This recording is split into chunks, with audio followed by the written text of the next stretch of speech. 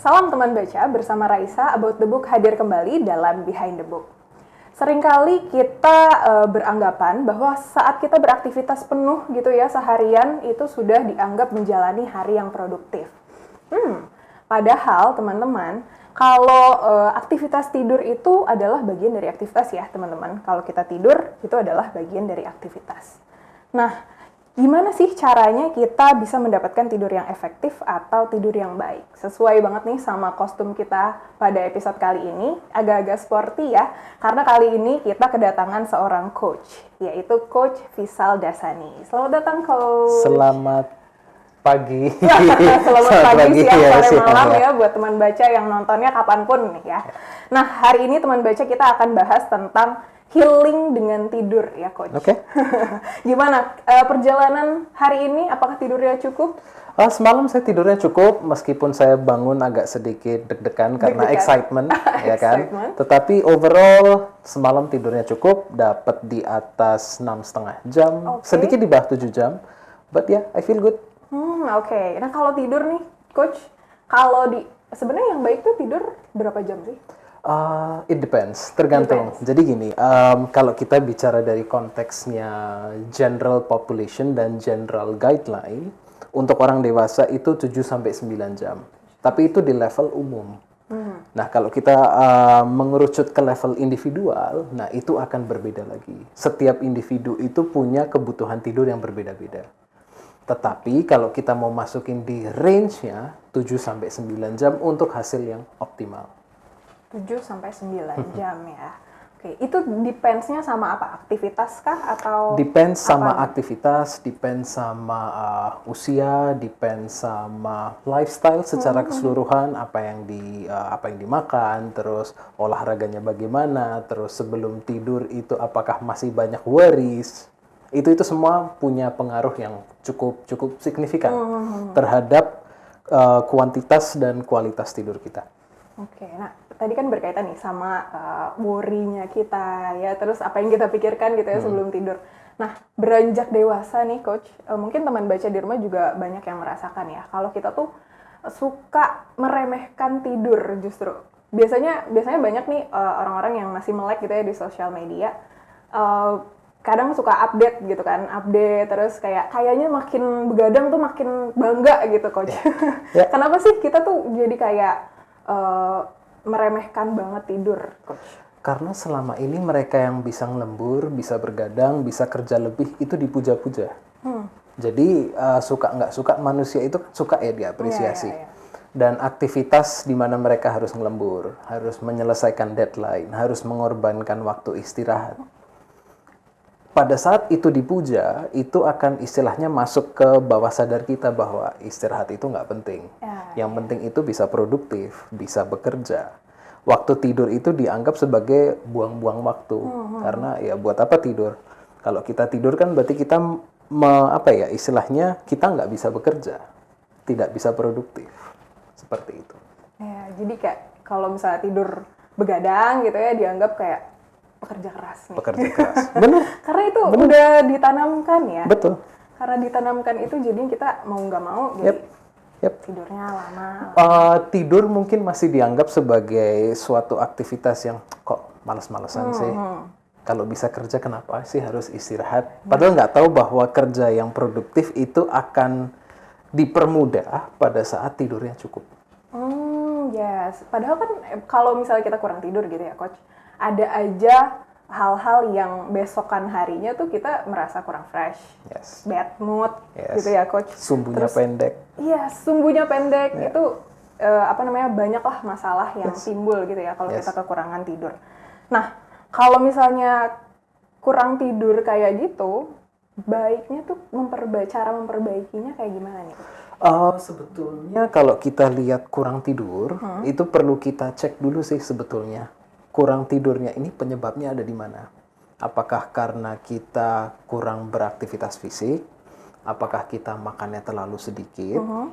Apakah kita tidak memiliki jadwal tidur bangun yang konsisten? Apakah malam kita masih cukup banyak worry, tidak bisa unplug, belum bisa wind down? Kita perlu cari tahu. Nah, begitu kita sudah tahu sumber permasalahannya di mana, nah solusinya akan di sana.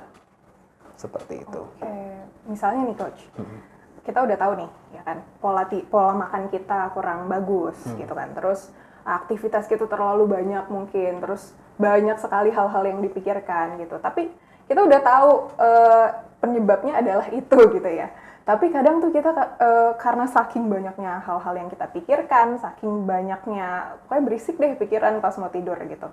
Dan itu yang bikin kita tetap nggak bisa tidur nyenyak. Okay. Apakah masalah-masalah itu ya memang harus diselesaikan dulu kah atau gimana? Jadi memang ada baiknya, let's say saya sedikit mundur beberapa langkah untuk menjelaskan bahwa ada 3 faktor besar sih yang mempengaruhi kemampuan kita untuk bisa tidur. Yang pertama adalah faktor biologis. Nah, faktor biologis ini bicara mengenai jam tidur masing-masing dan rasa capek masing-masing. Ya kan, jadi kalau memang belum jamnya tidur dan tubuh memang belum cukup capek, ya kita akan sulit tidur karena masih fresh dan belum jamnya, yaitu faktor biologis. Kedua adalah faktor lingkungan.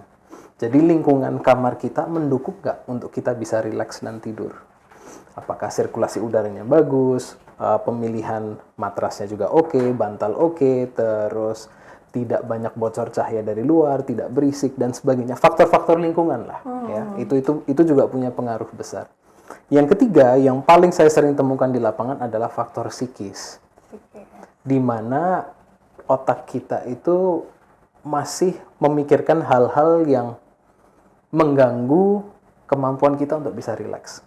Saya tidak mengatakan berhenti berpikir, karena kita memang dikaruniai otak untuk berpikir. Hanya saja kalau kita banyak berpikir di malam hari, kita akan sulit untuk bisa rileks. Nah, kalau misalnya kita sudah tahu problemnya ada di mana, let's say problemnya adalah di psikis, kita belum bisa unwind di malam hari, ya kita cari cara bagaimana caranya kita bisa rileks di malam hari. Teknik relaksasi sangat banyak, kita tinggal pilih mana yang cocok buat kita. Jadi perlu dicari tahu problemnya ada di mana. Oke, sudah kita tahu, let's say faktor psikis dah yang mengganggu kita. Kita susah tenang di malam hari. Ya udah, kita cari solusinya di sana. Let's say dengan latihan breathwork atau teknik pernafasan tertentu, itu bisa ngebantu. Bagi yang suka meditasi, bisa melakukan meditasi. Bagi yang suka journaling, mentransfer isi pikiran ke sana, mereka bisa melakukan journaling. Bagi yang suka dengerin musik menenangkan, bisa melakukan. Mereka bisa cukup rileks dengan dengerin musik. Nonton. Kalau nonton, banyak yang bilang bahwa ini nggak boleh pakai gadget sebelum tidur. Cukup kontroversial. Ya. Ada benarnya, tetapi ada juga nggak benarnya. Nggak benarnya dari segi bahwa nonton itu fine-fine aja, asalkan kita tidak keterusan nontonnya. Yang harusnya kayak gitu, Coach, yang harusnya satu episode kita jadi kayak, oh, next episode apa nih yang terjadi, ya kan? Apalagi kalau kita bicara drakor yang kayak Glory season 2 kemarin, ya kan? Itu pun saya kayak, wow, what's next, ya kan? Tapi pada saat kita memutuskan bahwa, oke, ini sudah jamnya tidur, saya akan lanjutin nonton besok. Sudah banyak studi yang membuktikan bahwa gadget tidak mengganggu tidur. Jadi itu bisa dijadikan salah satu ritual yang menenangkan diri. Mandi air hangat bisa sebelum tidur, terus menggunakan aromaterapi bisa, ngobrol sama pasangan bisa, berhubungan intim dengan pasangan juga bisa. Jadi banyak tekniknya, tinggal pilih mana yang cocok. Oke, kalau dari jawaban Coach nih ada satu kata kunci nih, berarti harus disiplin ya, Coach? Konsisten Dan disiplin, teman-teman ya, teman baca nih di rumah. Nah, tadi kan Coach nyebutin tuh ada beberapa faktor gitu kan, salah satunya adalah lingkungan, terus cahaya yang ada di sekeliling kita gitu ya, Coach.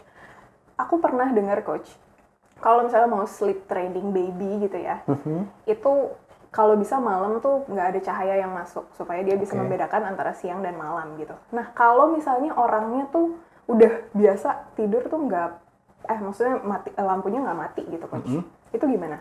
Jadi gini, untuk beberapa orang, mereka memang cocok tidur dengan nuansa kamar yang gelap. Hampir tidak ada cahaya masuk. Dan buat mereka fine-fine aja. Tetapi ada juga mereka-mereka kalau kamarnya gelap, muncul sebuah rasa takut. Dan rasa takut ini justru bisa mengganggu kemampuan dia untuk bisa rileks dan akhirnya tidur. Nah, Mereka-mereka yang masih punya sebuah rasa takut akan kegelapan, yang suka saya saranin adalah gunakan lampu remang-remang, jauh dari pandangan mata, mungkin dengan warna orange atau kemerahan yang warna-warna api. Warm gitu ya. Yes, itu bisa digunakan. Nah, jadi menggunakan cahaya saat mau tidur itu bisa asalkan, ya kan, jauh dari pandangan mata, terus pemilihan cahayanya juga yang warna-warna warm, warna-warna api gitu ya, mau orange, mau merah, it's fine. Dan at least dengan bantuan cahaya tersebut, kita jadi lebih relax. Pikiran kita tidak kemana-mana dan tidak berpikir bahwa ini tempat safe atau tidak. Karena kalau kita sudah merasa safe, kita akan mudah relax. Seperti itu. Jadi menghilangkan perasaan was-was gitu ya ketika kita mau tidur. Nah, teknik relaksasi. Tadi coach sempat mention ya, teknik relaksasi itu ada berbagai macam gitu. Nah, teknik relaksasi mana yang paling mudah dan paling efektif supaya kita tuh bisa langsung tidur dengan cepat, dengan mudah gitu coach? Tergantung sih. Jadi setiap orang pasti punya preferensi masing-masing. Kalau saya pribadi, saya nonton. Saya nonton. Dan kalau misalnya setelah nonton, begitu saya tahu, oh ini sinyal tidur sudah datang nih, ya sudah mulai mengetuk pintu. Ya udah, akhirnya saya welcome aja, saya tutup laptop, saya mencoba tidur dan alhasil hingga sekarang proses tidurnya relatif cepat, ya sekitar 10-15 menit lah. Nah, tetapi tengah malam saya cukup sering terbangun. Nah, pada saat terbangun, itu yang saya lakukan untuk bisa kembali tidur adalah saya melakukan breathing teknik, teknik pernafasan untuk beberapa menit. Di mana yang saya lakuin adalah fokus pada penghembusan nafas yang lebih lama, supaya tubuh bisa lebih rileks. Jadi saya menggunakan dua teknik ini, seperti itu. Kadang sering gini ya coach. Kalau yang saya rasain, ketika kita tidur cepat, terus di tengah malam kayak coach gitu kebangun. Nah, ketika kita tidur tapi bangun lagi itu sebenarnya itu adalah tidur yang efektif atau enggak sih? Oke, masih banyak masyarakat yang punya persepsi bahwa tidur yang bagus dan berkualitas adalah tidur yang tidak terbangun-bangun di tengah malam. Tetapi pada faktanya terbangun tengah malam adalah sesuatu hal yang normal berdasarkan studi sleep science. So, dari situ kita harusnya merasa lebih tenang bahwa, oh ternyata kalau terbangun tengah malam, it's okay, itu normal, selama setelah kita terbangun, proses tidurnya itu cukup mudah. Karena yang suka terjadi di lapangan adalah, pada saat kita terbangun, kan sudah ada mindset nih yang terbentuk, wah kalau terbangun tengah malam berarti tidurku berantakan dong. Terus lihat jam, aduh, 2 jam lagi harus bangun. Kalau nggak bisa tidur sekarang, wah besok pasti nggak bisa berfungsi secara optimal. Sudah dibayang-bayangi rasa takut. Nah, rasa takut inilah yang menciptakan sebuah panik, sebuah rasa cemas yang membuat kita akhirnya sulit rileks dan kembali tidur. Pada saat kita aware bahwa terbangun tengah malam it's okay, dan kita tahu apa yang harus kita lakukan, sudah kita akan kembali tidur. Jadi terbangun tengah malam it's okay. Oke, terbangun tengah malam it's okay. Selama kita nggak ada distraksi lain. Kadang soalnya suka gini ya, kita terbangun tengah malam gitu kan. Entah kadang ada yang terkejut karena mimpi buruk gitu kan. Ada yang ya memang kebangun aja gitu kan. Terus kadang suka terdistraksi sama gadget ya kan. Pas bangun lihat jam berapa di gadget gitu kan. Terus ada notif apa jadi scroll lagi. Sebetulnya problemnya bukan di gadget sih, tetapi rasa ingin tahu kita. Ya. Jadi kan sebetulnya ada di kitanya nih. Kalau cuma ngelihat, oke, let's say jam 3. Oke. Ya udah kita nggak cari tahu ya, it's fine. Sebetulnya kan kita yang suka nakal gitu loh, kayak apa ini ada apa? Oh ada Instagram notification, oh ada TikTok notification, cari tahu deh apa gitu kan. Kepo gitu. Benar. Oke, gitu ya teman baca. Itulah penyebabnya kenapa kita jadi night owl di tengah-tengah malam. Betul. Di tengah-tengah. Nah, kalau tadi kan itu problema orang yang agak-agak susah tidur ya, coach. Tapi ada juga orang yang pelor. Dikit-dikit nempel molor gitu. Jadi sering banget tidur gitu. Kalau ya ada orang yang susah tidur, ada yang dikit-dikit tidur gitu. Nah, kalau yang dikit-dikit tidur itu apakah faktornya karena apa tuh dia? Besar kemungkinan orang yang dikit-dikit tidur itu karena mereka kurang tidur. Oke. Tapi frekuensinya banyak gitu Coach. Iya, jadi mereka mencari kesempatan untuk bisa istirahat. Tubuh mereka itu kayak mengindikasikan, gua nih capek. Oke. Give me space to sleep, I'll sleep. Oke. Jadi tubuh manusia, kalau misalnya tidurnya cukup, kita akan aktif, energetik dari pagi sampai siang. Sedikit akan ngedrop, ya kan? Biasa setelah makan siang gitu sedikit akan ngedrop untuk beberapa saat, terus kita akan energetik lagi hingga sore mendekati malam. Nah, begitu sudah malam kita akan bersiap-siap untuk beristirahat. Itu adalah bawaan desain manusia. Nah, kalau kita sedikit-sedikit itu pengennya istirahat, pengennya tidur, bisa jadi pada saat malam hari kita kurang tidur. Oh gitu ya. Balik lagi nih Coach ya, ke orang yang mungkin frekuensi tidurnya lebih banyak gitu ya. Banyak orang yang bilang kalau tidur sama dengan mager atau malas gerak. Jadi kalau misalnya kita kebanyakan tidur, itu kan kita merasanya jadi tubuhnya malah nggak fresh gitu Coach. Oke. Itu kenapa sih bisa kayak gitu Coach? Saya kurang tahu kenapa. Justru dengan tidur lama, malah tubuh kita jadi nggak fresh gitu. Karena jadi gini, tubuh itu sebetulnya tahu kok perlu tidurnya berapa lama. Oke. Jadi pada saat kita melebihi durasi yang dibutuhkan, ada satu fenomena yang disebut dengan sleep inertia. Nah, sleep inertia itu membuat kita kayak mager. Badan kayak jadi berat banget untuk diajak untuk melakukan aktivitas. Kepala kayak berat banget.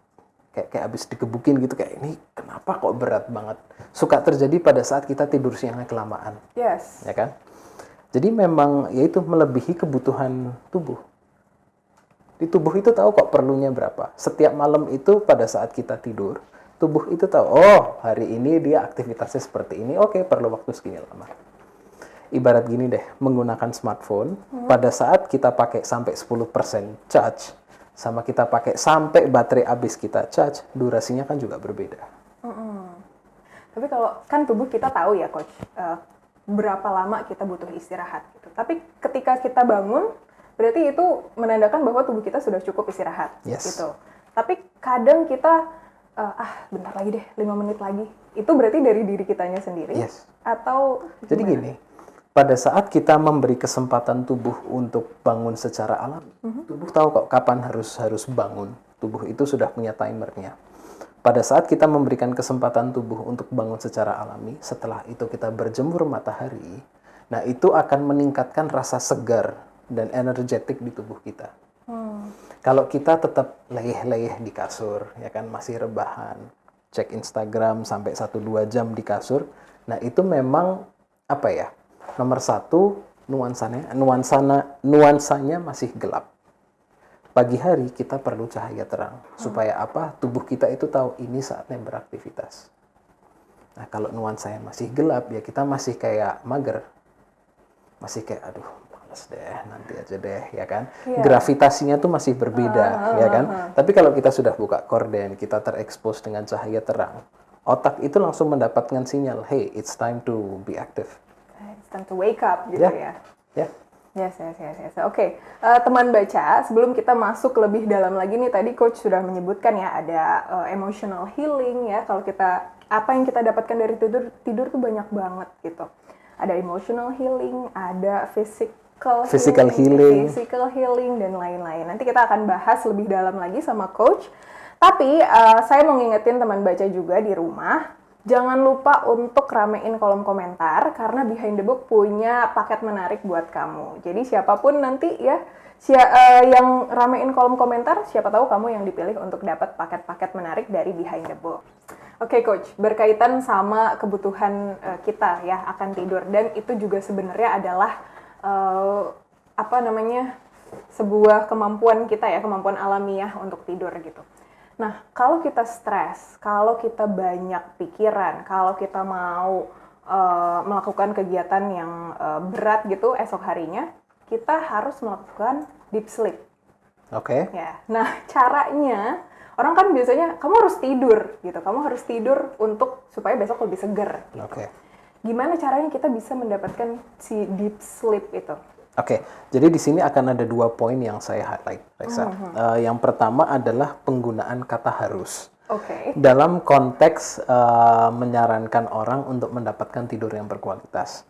Jadi sebetulnya penggunaan kata harus dalam konteksnya dunia tidur itu cukup counterproductive. Karena pada saat kita menggunakan kata harus bisa tidur. Nah, kalau nggak bisa tidur, bagaimana ya kan? Dan kata harus itu sendiri men-trigger yang namanya performance anxiety. Dan anxiety itu merupakan musuh terbesar untuk relaksasi. Jadi sulit banget kita merasa cemas tapi kita kalem.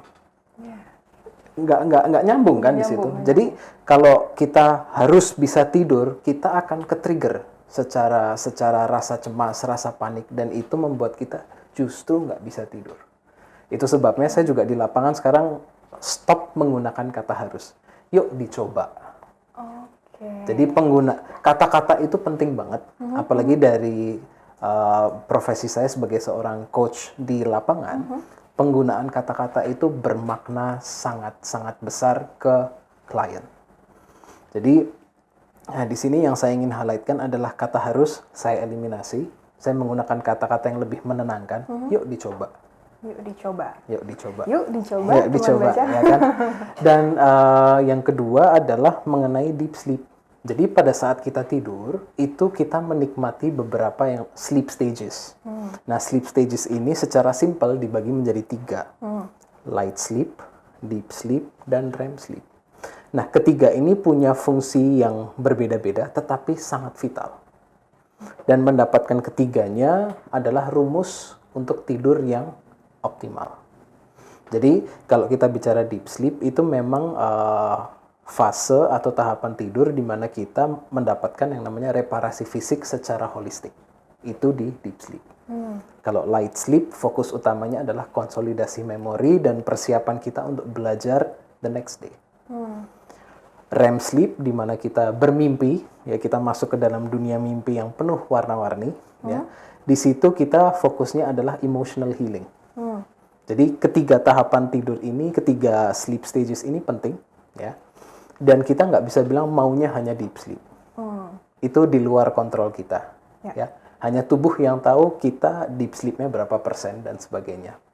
Nah, kalau dilihat dari porsi deep sleep, untuk orang dewasa, range dari deep sleep itu cuma 13-23%. Jadi nggak banyak-banyak amat sih.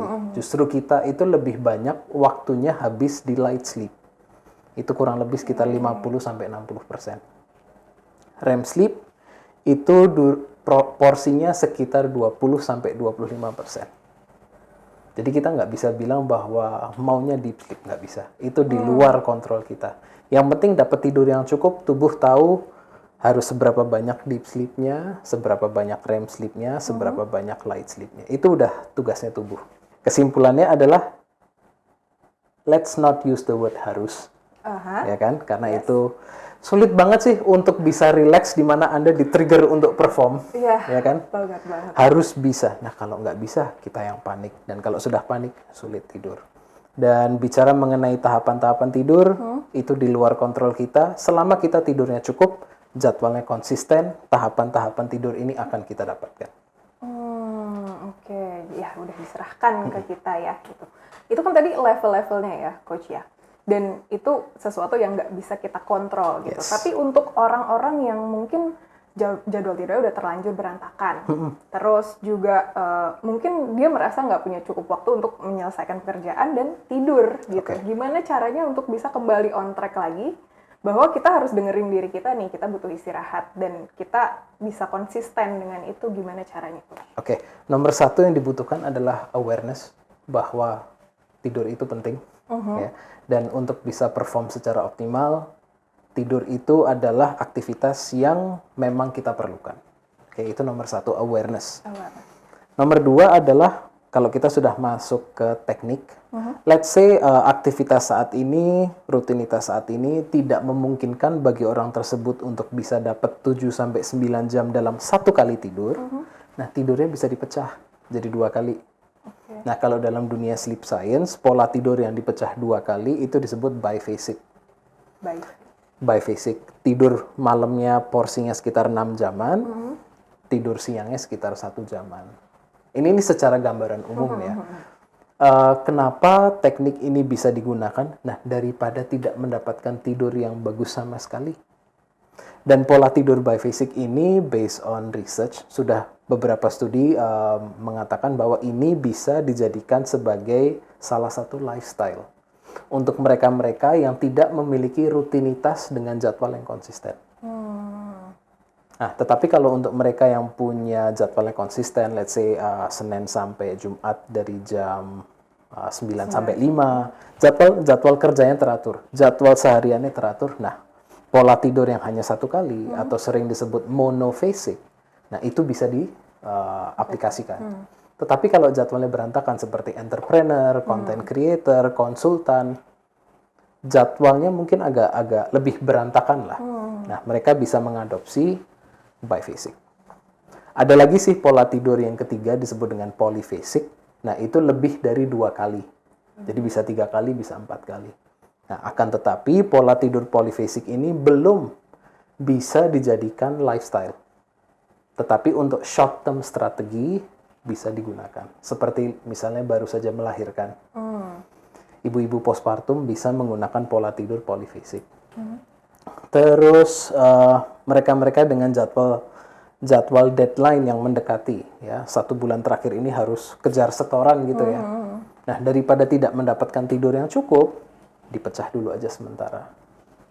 Nah, seperti itu. Ya, banyak nih tahapannya ya.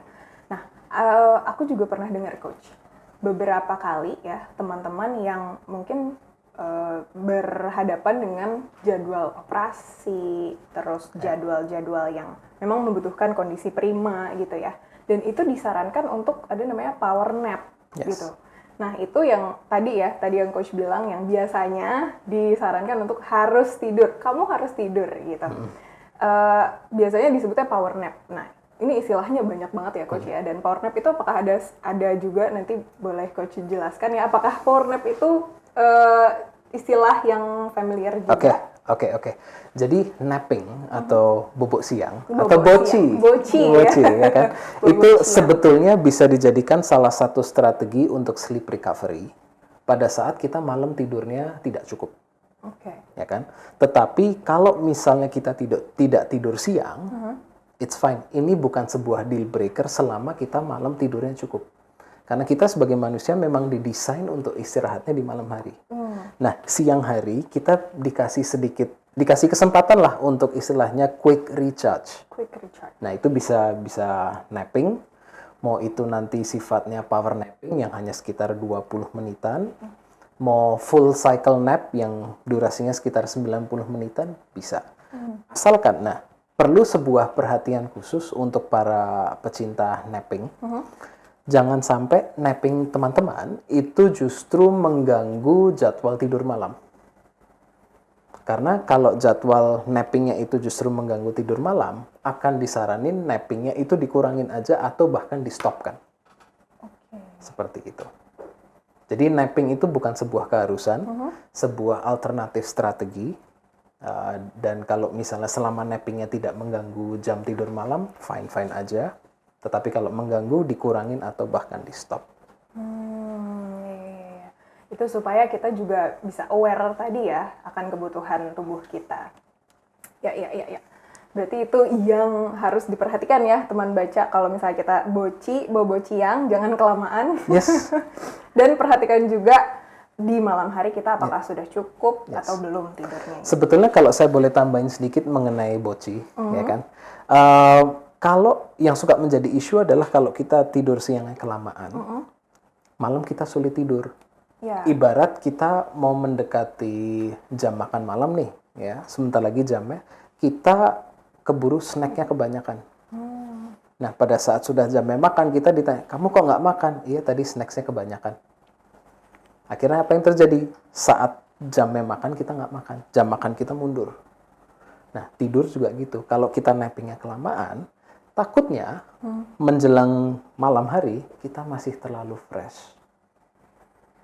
Jadi ya nggak bisa tidur karena tubuh belum cukup lelah untuk dibuat tidur. gitu juga yang terjadi kalau kita ada rasa excitement gitu ya. Oh, yes. Misalnya besoknya ada sesuatu yang menyenangkan. Mau ketemu besok, pacar. Mau ketemu pacar. itu juga bisa menyebabkan kita nggak bisa Jadi tidur ya. perasaan excited, perasaan sedih, segala sesuatu yang berhubungan dengan kognitif, baik itu sifatnya positif atau negatif, itu bisa men-trigger yang namanya physical arousal. Nah, contohnya adalah kita merasa excited, wah besok mau ketemu pacar habis 2 tahunan LDR, besok datang gitu ya, kita mau ketemu. Kita merasa excited. Nah, pada saat kita excited, kita kan nggak kalem. Detak jantungnya makin cepat, nafasnya makin tidak teratur, suhu tubuhnya naik. Nah, hal-hal ini membuat kita sulit tidur. Karena untuk bisa tidur, suhu tubuh kita harus turun. Seperti itu. Harus berada dalam kondisi relax supaya bisa tidur. Gitu. Jadi meskipun konotasinya positif, ya memang at night disaranin kita masuk ke dalam state of calmness, lebih kalem. Oke, gitu. Teman baca, siapa di sini yang suka overthinking malam-malam? Siapa yang besoknya kalau ada hal-hal yang excited, teman-teman jadi nggak bisa tidur? Boleh dong share di kolom komentar gimana pengalaman tidurnya teman baca. Nanti kita bisa jawab-jawab ya kolom komennya. Siapa tahu teman-teman juga dipilih nih sama tim Behind the Book untuk dapat paket yang menarik banget. Oke. Saya boleh isi di kolom komentar juga? Boleh Saya udah dong. dikirimin. Boleh banget. Tiba-tiba di kolom komentar ada Coach Faisal juga. Terus banyak tuh reply-reply-nya. Nanti Coach bantu jawab lah. Oh, boleh. Gitu ya. Oke, teman baca. Tadi kita sudah sebut-sebut juga ya bahwa manfaat dari tidur itu salah satunya adalah emotional healing, physical healing, emotional healing, pokoknya intinya healing.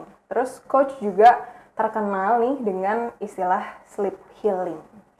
Sebenarnya sleep healing itu apa sih, Coach? Sebetulnya kalau kita mau melihat secara kasat mata, secara simple, sleep is healing. Jadi mungkin kita nggak usah repot-repot travel ke mana gitu untuk mencari healing. Dapat tidur yang cukup, seluruh aspek kehidupan kita akan kena healing. Selama ini kita kesulitan untuk bisa healing, mungkin salah satunya adalah kita belum tahu cara untuk slow down dan beristirahat. Yang kita tahu adalah bagaimana bisa digas. Ibarat naik mobil kita gas terus, lupa untuk ngerem. Nah kalau digas terus kan resiko kecelakaannya tinggi.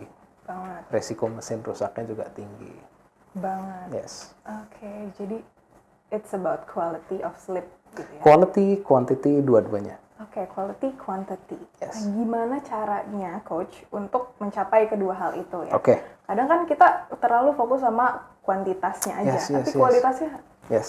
nggak tahu. Oke. Gitu. Sebetulnya ada 7 cara mudah sih untuk bisa mendapatkan tidur yang kita harapkan. Nomor 1, dan ini menjadi prioritas bagi seluruh sleep experts yang ada di luar sana. Nomor 1 adalah miliki jadwal yang konsisten.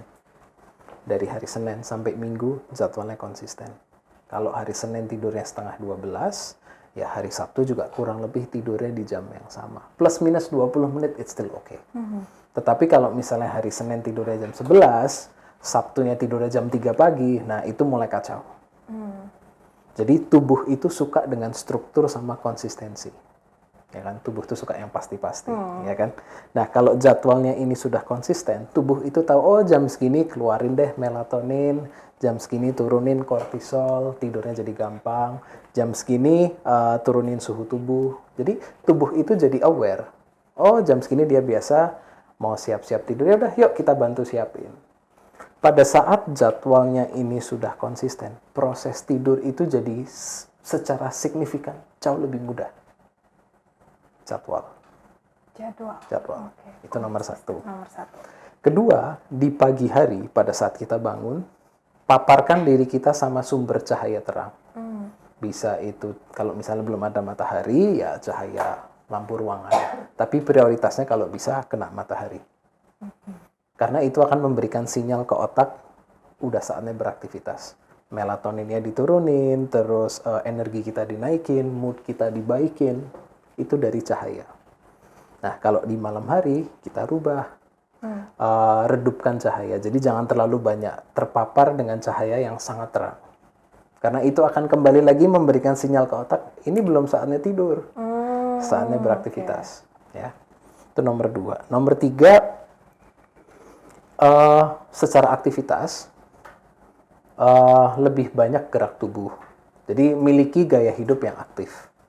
Saya tidak mengatakan olahraganya itu harus keras setiap hari, tidak. Ya, kalau itu dirutinkan 3-4, mungkin 5 kali sudah cukup, ya kan? Miliki gaya hidup yang aktif dan juga rutin berolahraga, karena olahraga itu salah satu kunci untuk mendapatkan tidur yang mudah, lebih berkualitas, dan durasinya lebih lama. Dan ini berlaku untuk semua umur.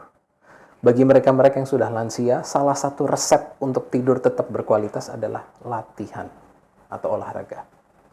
Ya, itu merupakan salah satu resepnya. Itu yang 3 ya tadi ya. Keempat adalah mendapatkan zat gizi yang cukup. Karena melatonin, which is the hormon untuk membantu kita untuk tidur, itu ada bahan dasarnya, yaitu asam amino tryptophan. Nah, asam amino ini kita dapatkan dari makanan. Nah, asam amino ini sebelum menjadi melatonin itu melewati banyak sekali proses. Nah, prosesnya ini juga memerlukan bantuan vitamin dan mineral. Nah, itu sebabnya kita perlu makanan gizi seimbang dalam jumlah yang cukup sesuai dengan kebutuhan masing-masing. Pada saat kita juga mendapatkan makanan yang cukup, tubuh juga semakin rileks. Sudah banyak penelitian yang menyebutkan bahwa pada saat kita melakukan diet yang ketat, kita akan sulit tidur. Yes, pengalaman. Kebetulan. Oke. Jadi sesuai sama studi ya berarti ya. Oke. Itu yang keempat. Kelima adalah menghindari stimulan dan sedatif mendekati jam tidur. Stimulan membuat kita lebih aktif, sedatif mungkin akan membuat kita tertidur lebih cepat, tetapi kualitas tidurnya terganggu. Ya. Yang keenam adalah miliki kamar tidur yang nyaman. Dari sirkulasi udaranya bagus, terus tidak berisik dari luar, tidak mudah bocor cahaya kalau malam hari, terus pilih kasur yang sesuai sama profil tubuh, pilih bantal yang sesuai dengan profil leher, selimut yang sesuai dengan kondisi ruangan saat itu. Itu faktor ke-6. Yang ke-7 adalah luangkan waktu untuk rileks. 30-60 menit sebelum jadwal tidur. Nah, tekniknya itu apa? Silahkan dipilih sesuai dengan preferensi masing-masing. Oke, yang penting ke-7 hal itu ya bisa kita penuhi, yang bisa kita kontrol itu ya. Yes, benar banget. Yes. Sisanya kita serahkan ke tubuh. Kita karena dia yang paling tahu teman baca. Oke, nah itu semua juga ada ya, Coach di sini. Yes. Ini adalah buku Coach Visal, namanya adalah Sleep Healing. Boleh nggak sih Coach diceritain Sleep Healing ini sebenarnya tentang apa, dan juga awalnya kenapa Coach akhirnya merancang buku ini untuk dibaca sama teman baca? Oke. Jadi buku Sleep Healing ini fokus utamanya adalah memberikan pemahaman dasar mengenai mekanisme tidur itu sendiri bagaimana. Karena banyak dari kita yang mengalami kesulitan tidur, sulit tidurnya itu disebabkan karena belum paham mekanisme tidur itu bagaimana. Dan pada saat teman-teman nanti membaca buku Sleep Healing ini, harapan saya adalah pemahaman mengenai tidur itu jadi semakin mudah diserap dan mudah dipahami dan mudah dipraktekkan. Ya. Selain pemahaman dasar mengenai tidur, buku ini juga memberikan cara-cara mudah. Di buku ini saya sebutnya sebagai The Simple Seven, 7 cara mudah yang bisa kita lakukan untuk mendapatkan tidur yang jauh lebih berkualitas tanpa mengandalkan bantuan obat-obatan. Jadi harapannya dari buku ini bagi teman-teman yang ingin memperbaiki pola tidurnya, atau mungkin bagi teman-teman yang ingin mengatasi kesulitan tidurnya, buku ini bisa menjadi teman baca dan alat bantu. Yes. Yay, oke. Coach, Sleep Healing ini buku pertama? Buku pertama. Buku pertama. Akankah ada yang kedua, ketiga, keempat? Saya berharap ini sedang dalam proses menulis buku yang kedua. Oke. Yes, dan buku kedua itu merupakan istilahnya dive deep lah setelah Sleep Healing. Buku kedua ini akan lebih menelusuri lebih dalam mengenai dunia tidur itu sendiri bagaimana, terus keluhan-keluhan tidur itu apa aja, dan solusinya apa. Dan juga akan ada kisah-kisah success story mereka yang mengalami kesulitan tidur dan akhirnya dengan melakukan tips and tricks yang disarani buku Sleep Healing ini, tidurnya jadi membaik. Oke, seru banget ya. Jadi teman baca harus banget nih baca buku yang Sleep Healing dulu, karena sebelum baca buku yang kedua kita harus tamatin yang ini dulu ya, Coach ya. Yes.